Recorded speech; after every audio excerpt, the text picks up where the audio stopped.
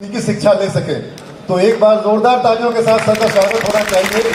बिहार वो पहला राज्य है जो गरीब छात्रों को भी तकनीकी और वोकेशनल शिक्षा हासिल कर सके, इसकी सामर्थ्य दे रहा है, ताकत दे रहा है। Thank you Neeraj ji. आज के इस कार्यक्रम में guest of honour professor R K. Singh ji, vice chancellor Patliputra university, Cimage group के चेयरमैन श्री वसंत कुमार अग्रवाल जी, डायरेक्टर श्री नीरज जी, और यहाँ हमारे सीमेज के फैकल्टी और यहाँ पे सभी बच्चे जो सीमेज ग्रुप के इंस्टीट्यूशन से यहाँ पर आए हैं। आप लोगों का प्रेजेंटेशन बहुत ही अच्छा था और हम चाहेंगे कि जिन लोगों ने भी उन प्रेजेंटेशंस पे काम किया है वो लोग उसको यहीं पर नहीं छोड़ें, बल्कि उन प्रेजेंटेशंस को थोड़ा और डेवलप करें। उसको डेवलप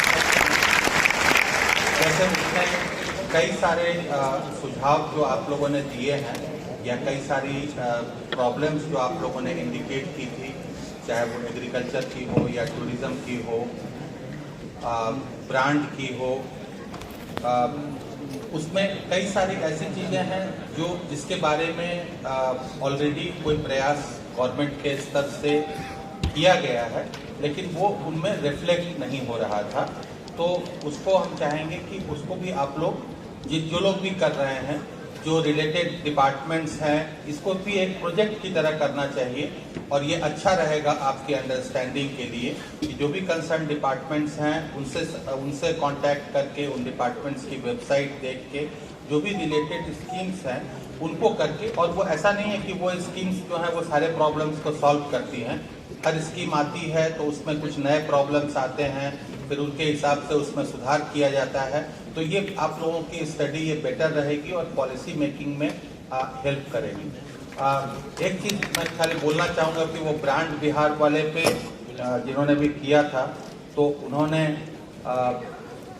जैसे बाकी स्टेट्स के ब्रांड का एग्जाम्पल दिया, तो यहाँ के भी कुछ ब्रांड हैं और ख़ास तौर पर जो सबसे ज़्यादा और सबसे पुराना ब्रांड है बिहार का, जो डेयरी प्रोडक्ट्स का ब्रांड क्या है यहाँ का?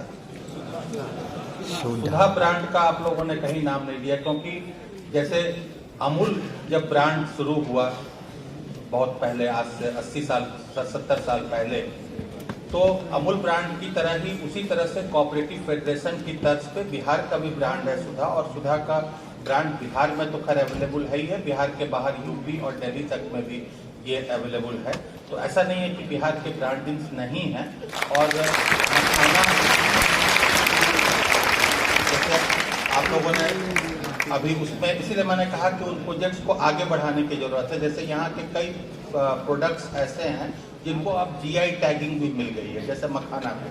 तो जीआई टैगिंग मिलने के बाद आप अपने उस प्रोजेक्ट को, आप अपने इस प्रोडक्ट को आप एक ब्रांड नेम के साथ आप एक्सक्लूसिवली लॉन्च कर सकते हैं। सर, इनका बच्चों का जो आइडिया था, जो इन्होंने हमसे शेयर किया था, वो ये था कि जो बिहार के बुनकर हैं, कारीगर हैं, उनके लिए एक ब्रांड बना दें जिनका सबका प्रोडक्ट उस ब्रांड में बिके, जैसे विश्वा बांग्ला है।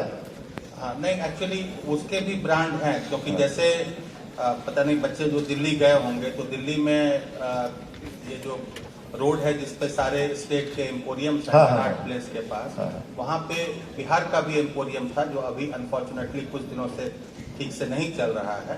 तो है ब्रांड्स, मैं इनको डिस्करेज नहीं कर रहा हूँ, मैं इनको इनकरेज कर रहा हूँ कि आप लोग अपने साथ साथ इसको, जो पर्टिकुलर जिसने भी जिस फील्ड में काम किया है उस फील्ड को अगर आप आगे बढ़ाएंगे तो ये आपकी अंडरस्टैंडिंग को और बेहतर करेगा।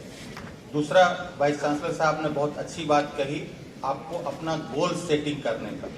तो ये गोल सेटिंग करने का ये बहुत ही जरूरी है, क्योंकि तभी आपको अपने अंदर से प्रेरणा मिलेगी।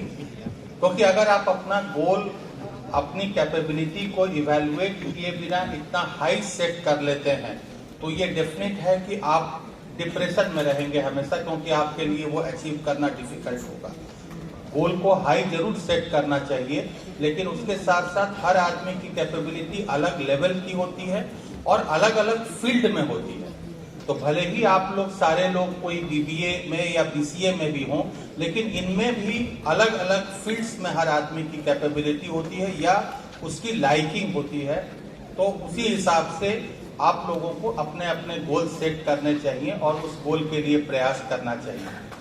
दूसरी बात जो उन्होंने कही स्किल्स के बारे में, वो बहुत जरूरी है। आदमी को हम इतनी जो भी मेहनत करते हैं, आप इतनी मेहनत कर रहे हैं, कोशिश कर रहे हैं, अच्छे इंस्टीट्यूशन में पढ़ने आए हैं, अच्छे मार्क्स पाने की कोशिश कर रहे हैं, वो क्यों कोशिश कर रहे हैं?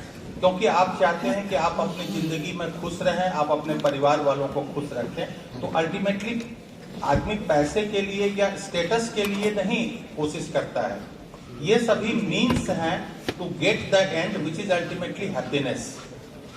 तो हैप्पीनेस का मैं एक हैप्पीनेस कैसे मिलती है, हैप्पीनेस बहुत बड़ा सब्जेक्ट है, उसके ऊपर बहुत बड़े डिस्कोर्स हो सकते हैं, बट मैं केवल एक बात कहता हूं जो मैं फॉलो करने की कोशिश करता हूं और जो मुझे लगता है कि खुशी पाने के लिए आदमी को करना चाहिए, वो ये है कि हैप्पीनेस का सबसे बड़ा मंत्र ये है कि आदमी को आज में जीना चाहिए।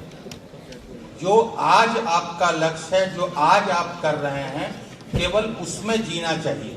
क्योंकि अगर आप अपने पास्ट को हमेशा याद करते रहेंगे, पास्ट में कुछ घटनाएं आपके साथ होंगी, कुछ कमियां होंगी, कुछ दुर्घटनाएं हुई होंगी, जो भी पास्ट बीत गया उसको आप चेंज नहीं कर सकते आप। इसलिए उस पास्ट को याद करके दुखी होने का कोई फायदा नहीं है।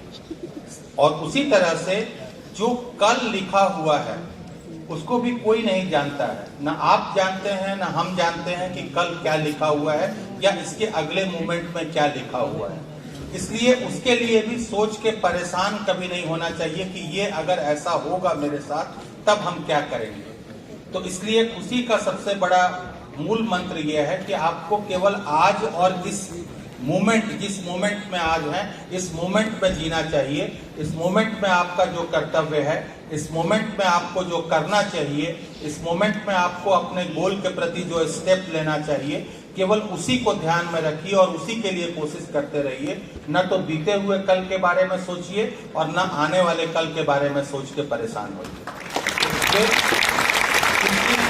तो एक मैं हमेशा कहता हूं जब भी मैं स्टूडेंट्स या यंग लोगों को एड्रेस करता हूं, वो ये है कि आप अपनी पढ़ाई, अपने कैरियर, उन सब चीज़ों पर ध्यान देने के साथ साथ अपने हेल्थ पे भी जरूर ध्यान दें।